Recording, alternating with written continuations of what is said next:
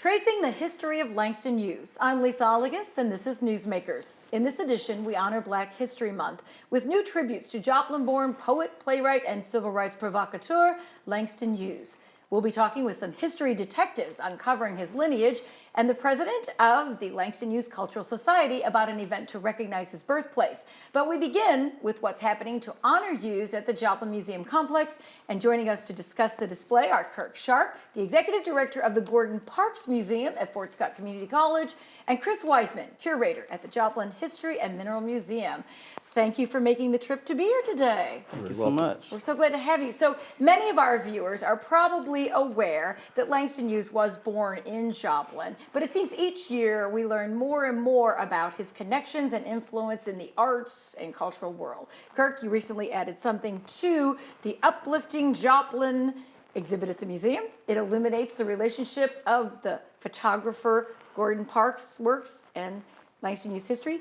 What is that? What is their history? How did they connect? Well, they really connected when Gordon went to Chicago in 1941 to work with the Southside Community Center. And he met some friends. He befriended a lot of other artists, was there too. And then so one of his friends, the artist who worked there, Charles White, introduced him to Langston Hughes while Langston Hughes was there or working for some time period during that time. And so they collaborated together on one of Langston Hughes' plays, Shakespeare in Harlem.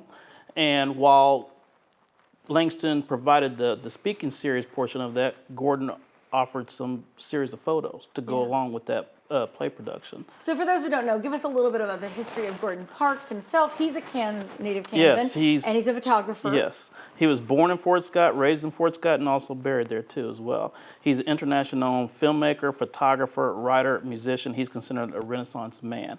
He became the very first Black photojournalist to work for Life magazine to take some of the iconic photos we have today in the 20th century.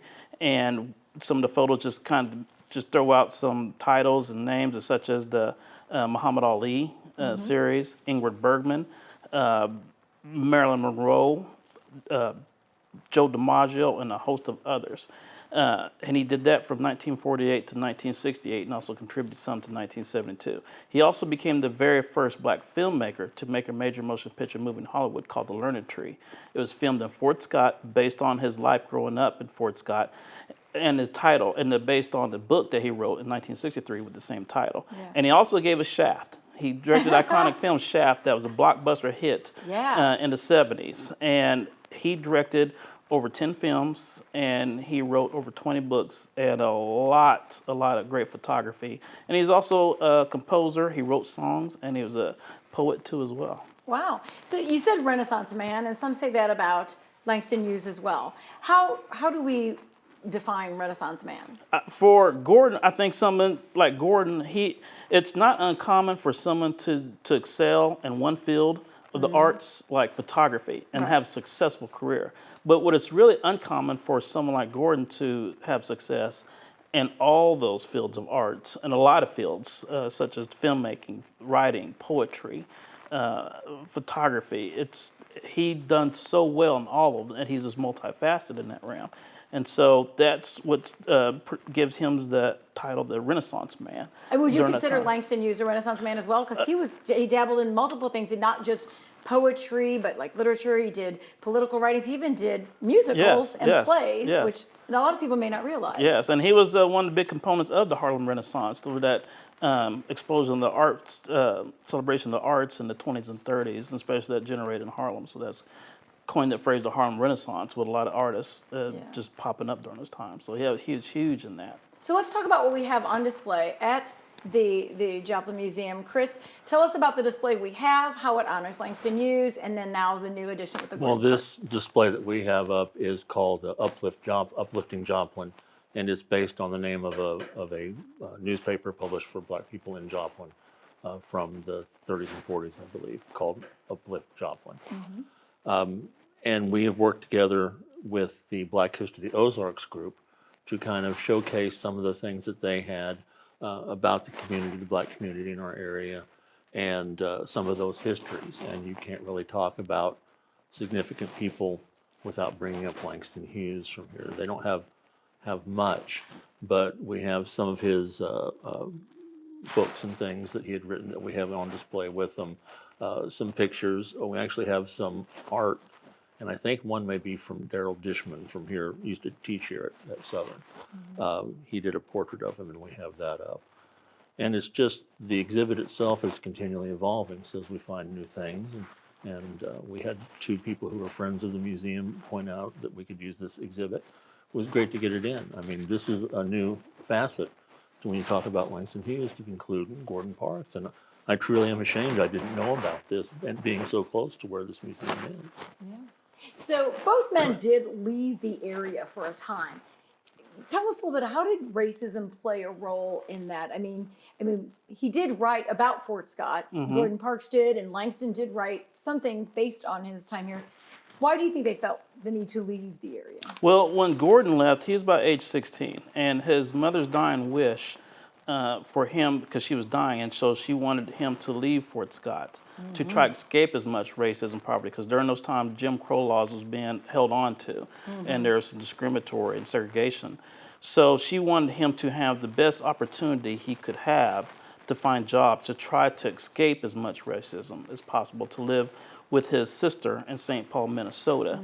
And so that's what helped propel Gordon to leave Kansas into bigger and better things, obviously.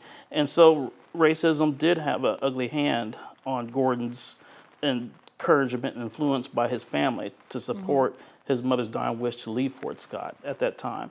And did he ever come back? Yes, he came back quite a few times. And one of the things that he saw was progress as he came back. But it wasn't always welcome, even when he came back to the family for the first time. Still racism and Jim Crow laws held on. Some people didn't want that film to be filmed in Fort Scott. They felt like it was going to be a knock on the community. But the city founders and leaders, or the leaders, I should say, got together and pretty much said that we need to support Gordon. This film, the mayor especially, Mayor Doherty at the time, really believed in Gordon, befriended Gordon, and said that this is going to be great for our community. We need to support our Fort Scott native. And so they did. They even created, which I think is incredible, in 1968, Gordon Parks Day, during the height of the Civil Rights Movement in honor of a black man in a small community. And it was a huge community event. People from all the community came to it. And then it was pretty much sponsored through the city to help promote the film. Warner Brothers was there because the film's through Warner Brothers. The executives were there. The cast and crew was there. And they were explaining to the community what the movie's going to be like, the pretty much from the plot, from the cast characters. Everyone introduced themselves. The governor of the time, Governor Docking, came down and declared Movie Making Day in honor of Gordon Parks on that day. And so he did come back quite a few. And then one of the things, he came back, he really, in 2004, when we did our very first Gordon Parks celebration. And he was at that crossroads where he knew time is getting short on this earth. And then he just basically came to the conclusion through a lot of efforts from the mayor, Ken Lunt, and a host of other people from the city, that he decided to be buried back in Fort Scott. And he felt like no one's really going to love him or treat him a little bit with so much more love than Fort Scott in his hometown. So one of the things that tied, I think, he and Langston Hughes together was a person named Cecil Newman. Yes. So tell me about him. Cecil Newman is an individual that was a childhood friend of Langston Hughes in Kansas City. And he also was Gordon's supervisor at the Minneapolis Spokesman for newspaper. And so that was one of the mutual connections that they had. And so Cecil Newman, he's also was the editor at the St. Paul Recorder and other newspaper in that area too. So he's a very big influence in newspapers, journalism, and also activism too in the Minneapolis area. So Parks photographed Langston Hughes. Have these been available typically publicly, or is it nice for us to be able to see these images? Some of them were. I don't think they was readily available during that time because they did that same series of photos. Gordon took a series of photos of Langston Hughes in 1941, and so some of those images were always linked to Langston Hughes. and some are already available that you can go to the Library of Congress to try to find some. So Chris, talk to us a bit about why is it important that photography and poetry, why are those helpful ways of taking history into account and sharing history? Why are those good things for us to grasp and get a moment Probably in time? one of the most beautiful things I've been told is that a true artist takes their pain and makes art with it. And I don't think you have to live life before you can make art that comments on life. And it just adds another aspect to how we understand our area. You know, to look at someone who's a poet and they describe a field, or a photographer who takes a picture of a field, makes you feel different things than just knowing that there's a field over there.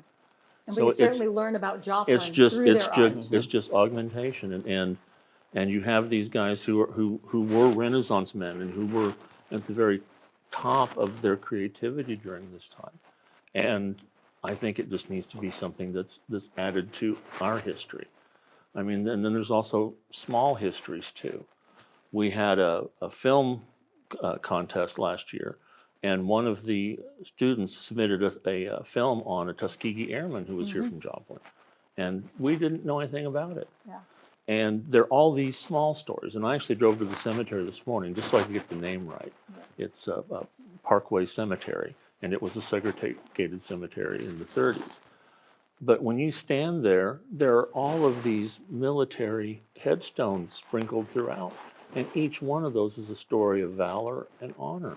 And they're just overlooked. Yeah. And, you know, there is nothing against people who actually were the movers and shakers of the Harlem Renaissance.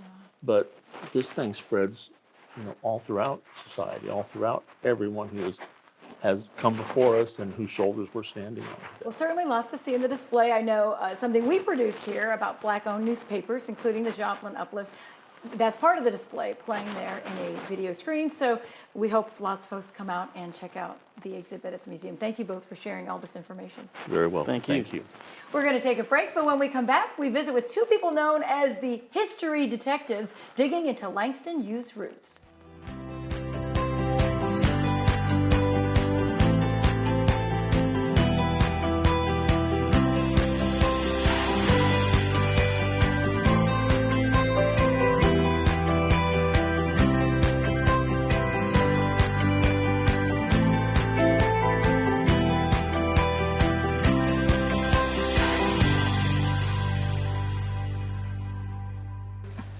We're back. In this Newsmakers, we honor Black History Month by digging deeper into the history of Langston Hughes.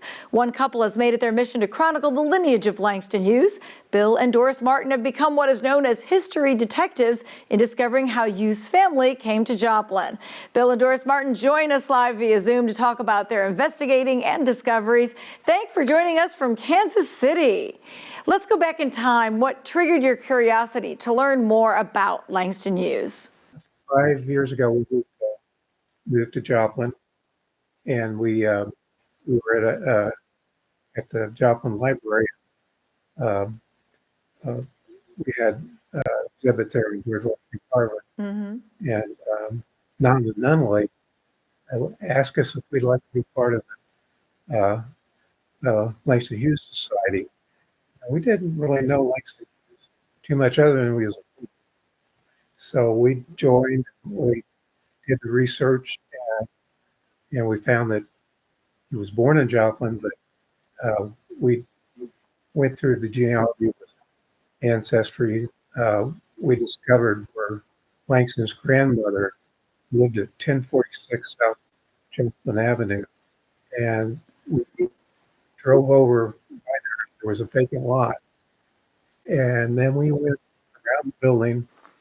Saw a sign for rent for the next building was over, and we contacted Mr. Satterley, and we asked if we could put a birthplace marker on that property where Langston Hughes. So that's the person who owns that property. You've created a number of history boards that track a lot of the Black history from Joplin, including Langston Hughes, and details of his family. And so you talked about finding his grandmother, and you told me you use technology they do on the PBS show Finding Your Roots. So how did that tell us about your process about searching for them, and tell us what you found about the family coming to Joplin. It was his grandmother first, and then was it Langston's mother as well? In the summer of 1899, Carrie Langston married James Hughes in Guthrie, Oklahoma. She was a school teacher there. He was trying to be a lawyer, not quite. He was working for a law firm. And so they get married and they go back to Lawrence, where her mother lives. He's looking for a job and he's scouring the newspapers. And Carrie's writing about this a newspaper called Plain Dealer, black newspaper, ever travels. So she's got a dozen articles where they're at. They're in Guthrie, Oklahoma. In December, she writes, 1899, that James is still looking for a job.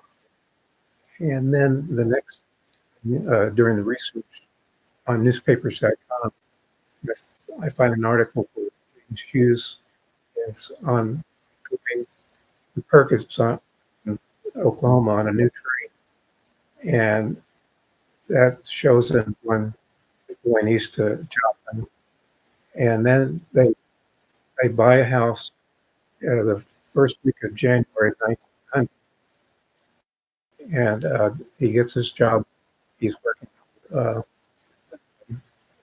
a mine, one of the Klondike mine. And the owner owned a barbershop going, and so they're starting to work. He's got a home on Missouri Avenue, 1200, and they sometime between January 8th and into January, Langston Hughes' older brother, died, probably from during he had smallpox epidemic at that time. And anyway, he was buried in Fairview Cemetery, Joplin. How old was the sibling that you discovered? In fact, I don't even think he knew he had a sibling, right? I think he was less than a month old because he was buried February 8th. So from that time, we go to the U.S. Census that was taken in June of 1900, and they show Carrie and Langston, and they show the number of children, one that had died. But also on the census, Mary Langston is shown living at 1046 South Joplin as a domestic for the Millers. Okay. So she starts writing for the Topeka Plain Dealer as a fourth captain. And she would go on for 15 years as a dealer, traveling correspondent for, and that there's over 400 entries. Wow. That she made, but she documented her Joplin time from June of 1900 to January 1900, and so Langston's born February 1st, 1901, not 1902, and so the connection with this I can show through the history. When we go in 1967, Langston's giving a conference in US the college and recorded it. And he introduced his uncle, John Hughes, who also lived in Guthrie, Oklahoma. What have you learned about Langston's father and why he somehow left the picture? When he came to Joplin, the first thing he did was took the bar exam in Joplin and passed. He waited and waited for to be accepted as a lawyer. And in December, they announced the list of new lawyers, and he was not one of them. Oh boy. Okay. And that's why he decided to go to Cuba, because of racism, the Jim Crow laws were everywhere in America. Wow, it's kind of like So his son also sort of paralleled that, and that he left Joplin for a while for the same reasons, worried about the racial issues, and he was a poet of protest. How do you feel it's important to put this display out there? What do you hope people learn about what you've researched? right now, I've got about 100 storyboards over at the mini Hackney Center, and they're going to create a Langston Hughes library there. Right. Hopefully this spring. And going back to the father, 1902, in November, he came back to Joplin. James worked there for almost a year, and then he left for Mexico City, worked as a stenographer, and he became a lawyer for the Pullman Company there. And he spent the rest of his life there. He did come back to see Langston in 1905 and 1906. And then in 1907, he got Carrie, Langston, and Mary to come to Mexico City, hoping that they would, and that would be, there was an earthquake. Oh. And Carrie said, I want to go back home where people speak English. That was the last time they ever saw each other. One last thing, what do you want people to learn from this? Why is it so important that they study Langston Hughes? Well, I think it's Black history and history of all Americans, really, with newspapers.com, which you can go on Langston Hughes Culture Society Facebook, Right. text our page, and it will bring up what we said and all the pictures. Well, So that it's anyone can go to our Facebook page and documents. Well, it's awesome research. Thank you so much for what you have given to this effort, and congratulations on your discovery and your support of the history displays. Thank you, Mr. Martin and Mrs. Martin. It's time for another break, but don't go away. Next, we'll learn about plans for an event to recognize Langston Hughes' birthplace and how Carthage school kids are learning and preserving his history too.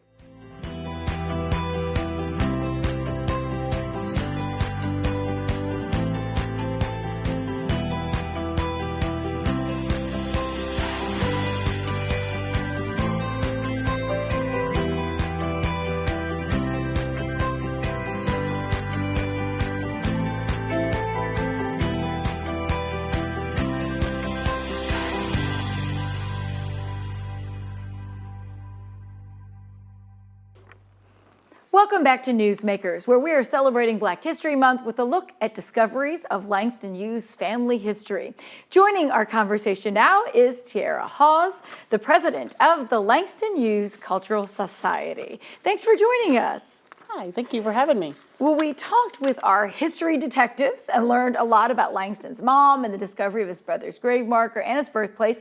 You are planning to honor Langston Hughes' birthplace. Tell us what your plans are for that. So, as we all know, he was born here in Joplin, over on Joplin Street. So we had a archaeological dig that came in, found the foundation to the home, could actually prove that it was there. Wow. And so from there, we've had the group from Joplin High School. They made some ironwork that we're going to have put on the fence that will say Langston Hughes, have a silhouette of him up there, just to kind of let everybody know what it's like. And working with the Historical Society to get inducted there, to get an actual historical marker.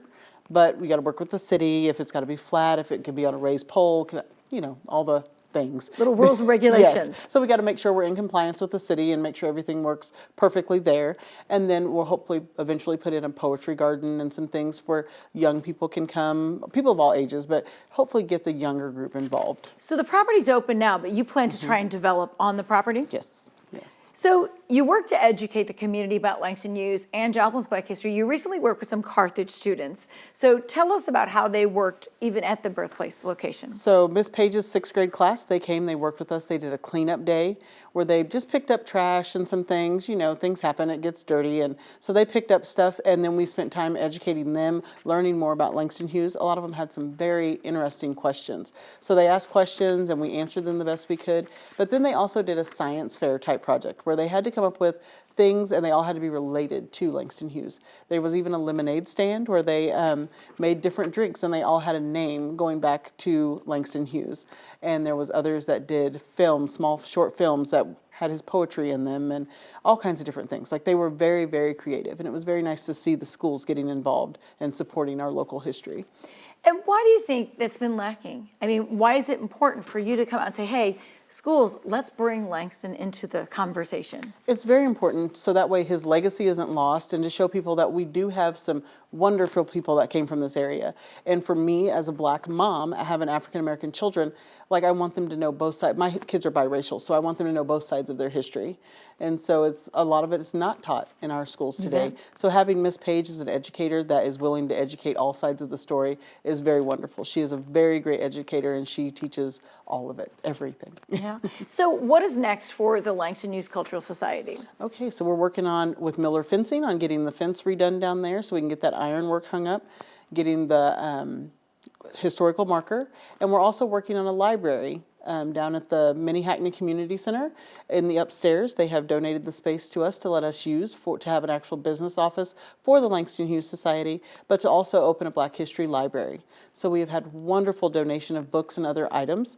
The only problem is it's upstairs. So with it being upstairs, we have to be ADA compliant. So we're working on getting a wheelchair lift and bathroom that's ADA compliant. So lots So of what things kind of in the things would you works. like to have in that museum? I mean, is it going to go beyond Langston Hughes? And I know he has quite a repertoire of work. We always think of him as he's a poet, you know, but he really does have a lot of other aspects to his career. Yes, so plays and the poetry, which leads into the books, which leads into other African-American literature, and just to educate not only the African-American community, but everyone as a whole. Like, there's a lot of knowledge, a lot of wealth there that needs to be brought to light. And so hopefully we can get the young kids involved, which will lead to getting their parents involved, which will lead to maybe bigger and better groups backing us. So we're always open for donations and hands too. So, And if someone wanted to get involved, what should they do? Who should they contact? we have a Facebook page. You can always message us through the Facebook page, which usually will, if you leave your name and number and things, I'll usually get back with you fairly quickly, because we're not going to miss out a chance for somebody to come and help us. So it's the Langston Hughes Cultural Society on the Facebook page? Yes. Excellent. All right, well, Tiara Oz, thank you for telling us all about the plans for the birthplace. Well, thank you. Thank you for having me. And that wraps up this edition of Newsmakers. We hope you will explore the uplifting Joplin exhibit at the museum and learn more. I'm Lisa Oligas. Thanks to our guest, and thank you for watching.